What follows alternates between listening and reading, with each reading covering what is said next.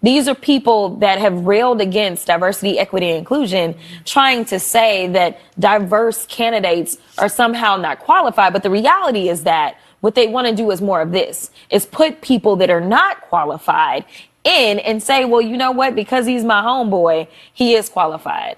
That's not enough. That is what the good old boy system has always been about.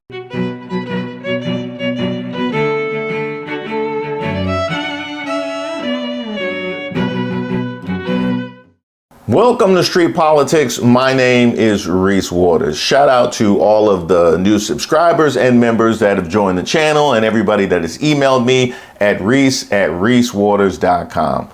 Now, one thing that we have seen after the election is that black women who absolutely came through, as they always do, outliving their best lives. The same can't be said for the rest of y'all, though. Well, I'm really sad. I'm just a nice guy that was trying to be vulnerable for you, and you just got upset. I don't know. Like, the second I brought up Donald Trump, you started to hate me. So if that's what you're going to do, then fucking do it. I have no control over you. I didn't want drama. I didn't want drama in my life. I didn't want it. I didn't want to worry about things, and I didn't want to get anything attached, and I don't want to fucking be in this like emotional state. So I don't know why you're doing this to me. Now, the one person I absolutely needed to hear from is the MVP of the Harris Walls campaign, and that is Jasmine Crockett. Thank you so much. You know what? This hearing is actually the best example of what waste, fraud, and abuse looks like, because the only reason we're having this hearing is because somebody got their feelings hurt in a debate. They don't abide by norms. They don't abide by the law. And honestly, anyone that tries to enforce any rules upon them, they literally just steamroll them and they act as if they were all right.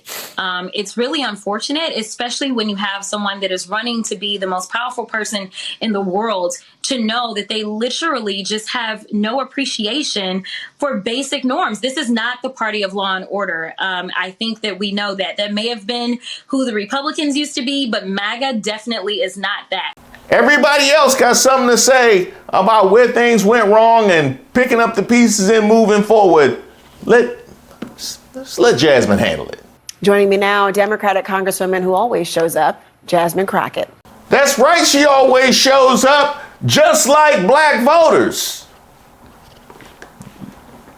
At least the women.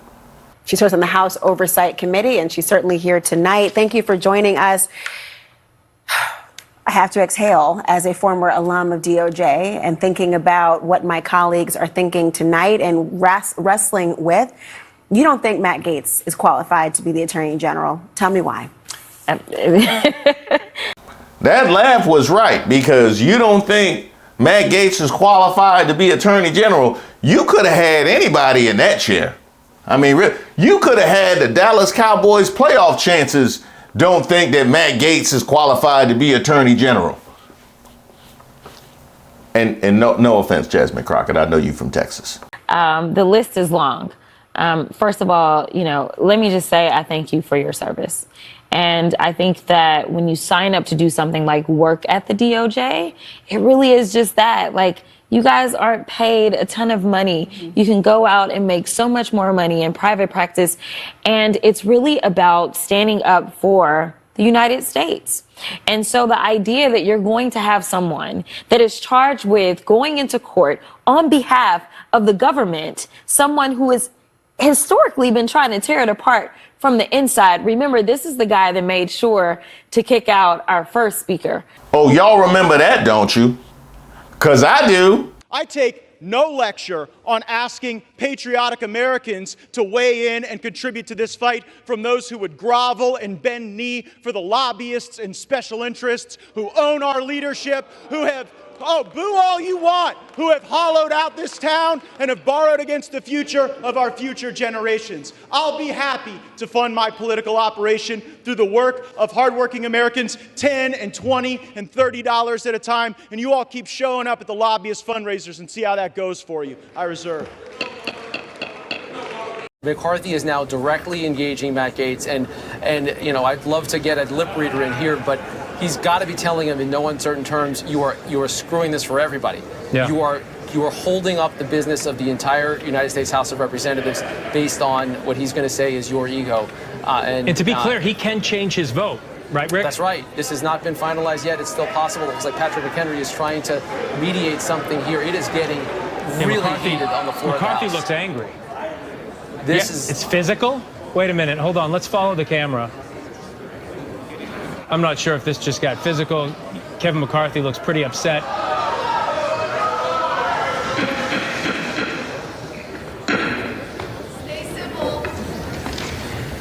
I hear someone saying stay civil. And I'll give you the truth why I'm not speaker. It's because one person, a member of Congress, wanted me to stop an ethics complaint because he slept with a 17-year-old. And the thing that she is alluding to right now, I think, is something that bears watching over the course of the next 4 years. As Donald Trump is installing all of his loyal sycophants in elevated positions within our government, when their singular political persona has been in opposition to the deep state and draining the swamp and things of that nature, destroying and lobbing grenades really comprises the entirety of their playbook.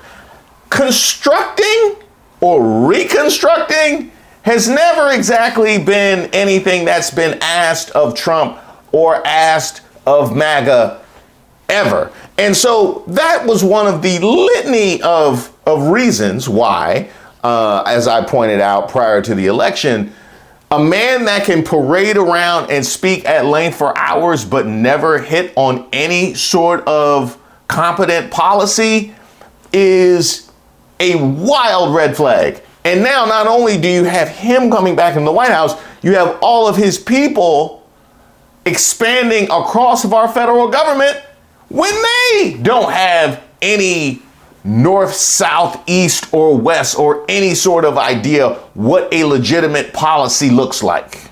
It basically be like hiring a demolition company to build your house. That'd be like finding your spouse at Deja Vu. They specialize in breaking things apart. They ain't keeping it together. This is a guy that I don't know if he's ever really practiced law. I had to Google to find out if he even had a law degree because I was like, wait a minute, what are we doing? But more importantly, this is someone who has been under investigation with the DOJ. This is someone who decided that he was going to resign today because on Friday, our ethics committee was going to vote on whether or not to release this report and potentially proceed just like they proceeded against George Santos. Now, mind you, this is an investigation that has gone on since 2021, where they have subpoenaed so many documents and they finally reached a culmination. And for some reason, he decided to get out right before that report came out. Is that gone? Will we not see that report ever, you think? I don't know. I mean, right now, because he is leaving Congress, because he resigned, then the ethics committee has no jurisdiction over him. So it's a matter of, if he runs for the seat later, then this can absolutely come back. We don't know.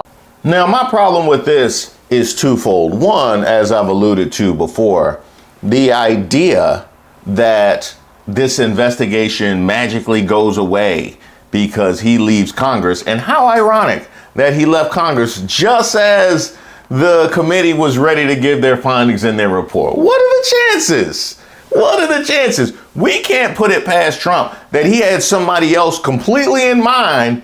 Matt Gaetz called him, was like, yo, I hear committee about to come back. Omar coming, y'all. Yeah, let me go ahead and say, Matt Gaetz, just make him Attorney General. That'll work. Yeah, because he got to leave Congress, and I want to make sure because he's a good time. He's a good hang. So I want to make sure he around. You know what I mean? So just keep some money in his pocket. Just make him Attorney General. We can't put that past.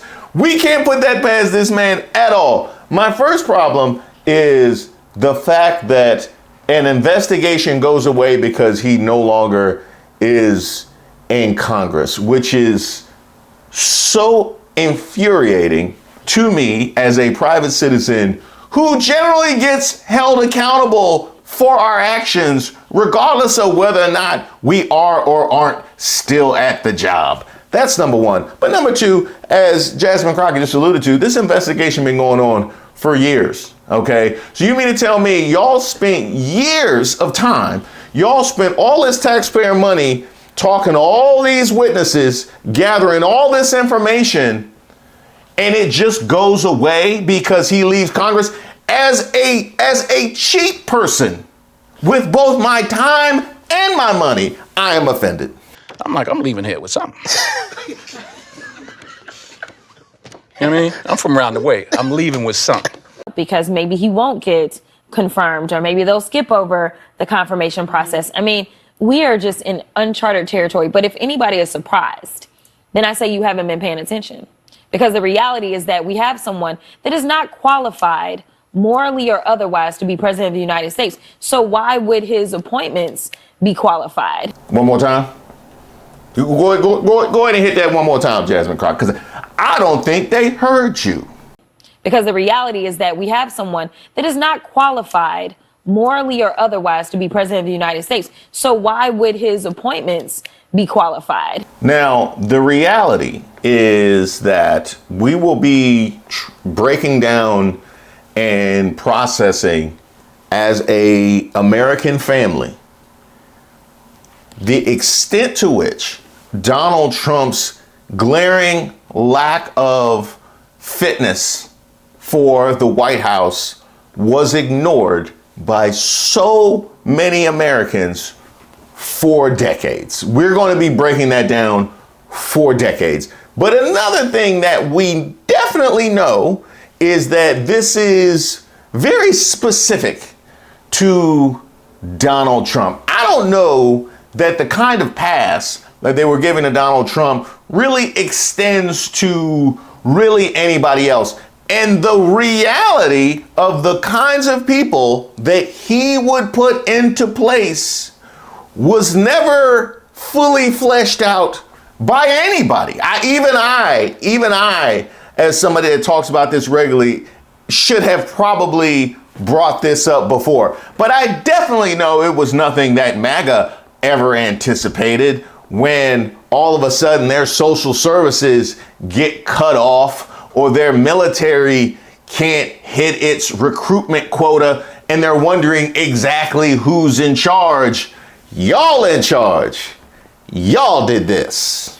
These are people that have railed against diversity, equity, and inclusion, trying to say that diverse candidates are somehow not qualified. But the reality is that what they want to do is more of this, is put people that are not qualified in and say, well, you know what? Because he's my homeboy, he is qualified. This is a first time, Jasmine. This is uncomfortable. I've never run it back twice. We gonna have to run it back twice. I don't think they heard you. These are people that have railed against diversity, equity, and inclusion, trying to say that diverse candidates are somehow not qualified. But the reality is that what they want to do is more of this, is put people that are not qualified in and say, well, you know what? Because he's my homeboy, he is qualified. Now, Jasmine Crockett has railed against the attacks on DEI before. And you engaged in an exchange earlier with one of my colleagues, and I don't know if you recall, but it was hitting me a little differently as a Black woman sitting here, because it almost seemed as if you either get diversity or you get qualifications. It did not seem as if my colleague understood that someone can be diverse and qualified. And it is why you have people like me that get very frustrated, not just in the halls of Congress, but in general in this country. Because as I'm sitting here and there seemed to be this question of you're either diverse or you're qualified, all I could think about was the fact that I currently hold an honorary doctorate. I also hold a Juris Doctorate. I also hold a bachelor's. I also technically hold the rank of Lieutenant Colonel in the Civil Air Patrol, and I actually practiced law for almost 2 decades, in addition to serving on various boards, in addition to being a prior state lawmaker. And there are those that would make some people believe that because I happen to be black and or a woman, that somehow, even though I can rattle off all the qualifications in the world, my blackness makes me unqualified. And she has also correctly made the connection between DEI and qualifications and this election. The final thing that I will say is that this election is the best example of why y'all are so afraid of diversity, equity, and inclusion, because then you can't have a simple-minded, underqualified white man somehow end up ascending. Instead, you've got to pay attention to the qualified black woman that is on the other side. And with that, I will yield. Now, I have a whole video coming out in which I speak about this at more length, specifically with regards to the reparations and Trump's plans for our educational system. Furthermore, I will direct the Department of Justice to pursue federal civil rights cases against schools that continue to engage in racial discrimination and schools that persist in explicit, unlawful discrimination under the guise of equity will not only have their endowments taxed, but through budget reconciliation, I will advance a measure to have them fined up to the entire amount of their endowment.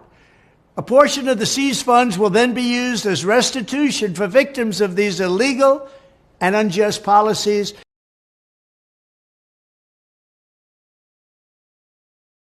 But I would just like to put this right here. For all these conversations that we were having before the election about who exactly Donald Trump represents, and you had some black Magas out here saying that they felt connected to him for whatever reason, I would like to get your opinion on the complete bypassing of any logical standards, not only for the White House, but now for the entire cabinet.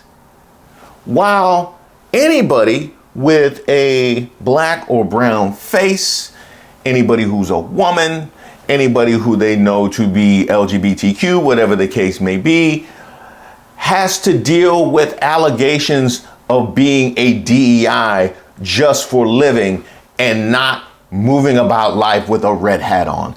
I just need you to weigh in on that. I just need y'all, the black conservatives, to weigh in on that. And while y'all ponder that, I would like to holler at the Charlie Kirks and all of the Elon Musks and all the people that have such an issue with DEI because it is supposed to be a meritocracy trying to defend Matt Gaetz for Attorney General. Go ahead. Yeah. I want you to defend Matt Gaetz for Attorney General. And while you're at it, I want you to defend Tulsi Gabbard for intelligence. And while you're at it, I want you to go ahead and defend Pete Hegseth as Defense Secretary. Yeah, yeah. I'm going to go ahead and need you. I want you to go ahead and defend RFK Jr. in charge of our health. I'm going to go to NIH. My first week, I'm going to call all the division heads and I'm going to call all the bureau chiefs. And I'm going to say, we're going to give drug development and infectious disease a break. A little bit of a break for about 8 years. I'm going to need all the people who have never seen a black face without a red hat that they wouldn't call a DEI.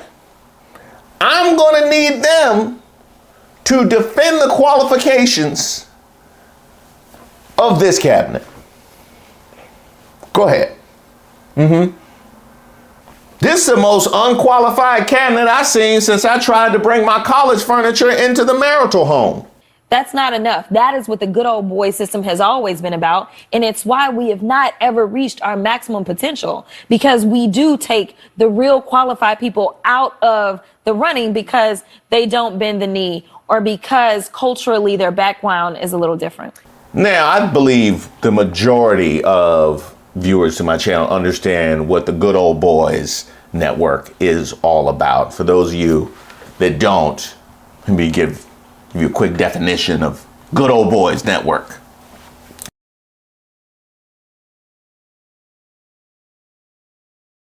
But that is the kind of thing that they want to preserve, right?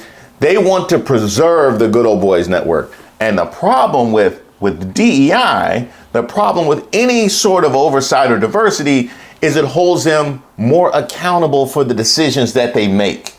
Yeah, so with no oversight, you can just bring in an unqualified person just because he's your man's. But with oversight, you have to have a reason for bringing in everybody that you bring in. So they have delineated that you trying to bring somebody in because you want to open things up and diversify things is problematic, but you bringing somebody in because they're your mans and you too lazy to look elsewhere, even though they might be unqualified, is totally fine. Either way, we ain't talking about no type of meritocracy. How do people view him in Congress? You, of course, you have mentioned, we've all seen, I mean, I think I know the answer. I got this. Yeah. I know how he's viewed. I served 20 years in the military. It's my absolute honor to be in Congress, but I served with some real scumbags. Look, Matt Gaetz. There's a reason why no one in the conference came and defended him, because we had all seen the videos he was showing on the House floor that all of us had walked away of the girls that he had seen.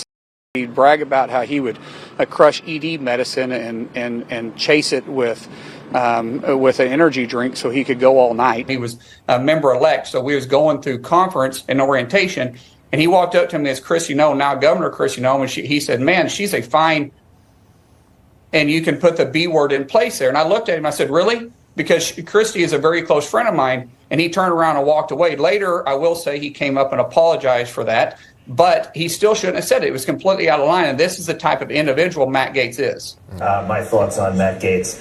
I think he's an egotistical maniac. I think that yesterday was all about a personal vendetta. And he utilized one of the oldest American institutions to carry out a personal problem with Kevin McCarthy. I'm not a psychiatrist. I can't tell you why he can't stand to see other people succeed. But Matt Gaetz defended Katie Hill, remember, who gave us the term throttling? He defended her. He defended Congresswoman Jayapal. He's got a crush on AOC, but yet he delights in attacking Republicans. Mr. Gaetz is only doing this for himself, and I believe that he should be looked at for an expulsion. I have not made up my mind on if I would vote to expel him. This guy doesn't have his ducks in a row, and that's what you see with people who lie. They can never keep their story straight. And that's what Matt is doing right now. He's going to continue to lie. We all knew that Matt Gaetz would never let the vote get to 18.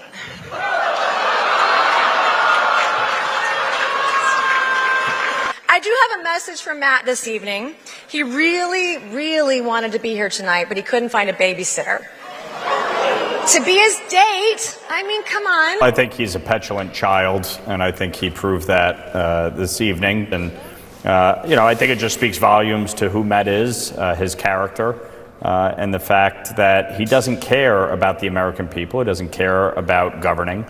He cares about getting attention and notoriety and whatever his personal petty grievances are. He looks very unhinged. I mean, a lot of people have concerns about him. And I'm not sure if he was on something, but I do hope he gets the help that he needs. In reality, I think a lot of his colleagues are probably happy that he's gone. Really? Oh, absolutely. Even to a role like this is a very esteemed They're just happy post. to be done with him. I'm sure. I am sure of that. There are certain people that have been thorns in the side for Republicans, potentially even more than Democrats. And Matt Gaetz is one of those people. And so they don't really care where he goes. It means for them that maybe they can go ahead and start to govern a little bit better. I don't really see it. I think that they still have plenty other thorns left that are going to cause them problems. Name names. Name names. I'm gonna need you to name names, Jasmine. We ain't pulling no punches now. Go ahead. We know who it is. I don't think that this is a really serious post, though. I think that he's probably going to try to get someone else through the confirmation process who's probably pretty bad. But when you compare him to Matt Gaetz, you're like, well, he's not that bad. No, he's probably still going to try to get. He knows that Matt Gaetz. I don't see Matt Gaetz making it through. Now, that is fascinating, the idea that she just laid out, that we think he threw Matt Gaetz out there knowing that he wasn't going to make it through so that he could just slide through with somebody who's also really bad, problematic, but not Matt Gaetz. That is the kind of logic, like when I used to come home with a bad report card, I would lie to my parents and say it was way worse than it was so that when I actually showed them the report card, it wasn't as bad as what I had originally said, but still not good. But at least I lowered their expectations, right? For what the report card actually was. I didn't realize that Donald Trump might be operating in our federal government the way I operated with my report cards at the age of 7. That is fascinating. That apparently I was mentally qualified for the White House at 7. That is a new one. But if there's anything to be learned from the Donald Trump experience, it is that anything is truly possible. Because I never thought that a Matt Gaetz Attorney General would ever be, or an RFK. I never thought that would be a thing. And it's hard for me. Like I'm no babe in the woods, right? It's not. I have seen a whole lot of things. Okay, I lived in New York City. Okay, at the turn of the century, I've seen a lot of things.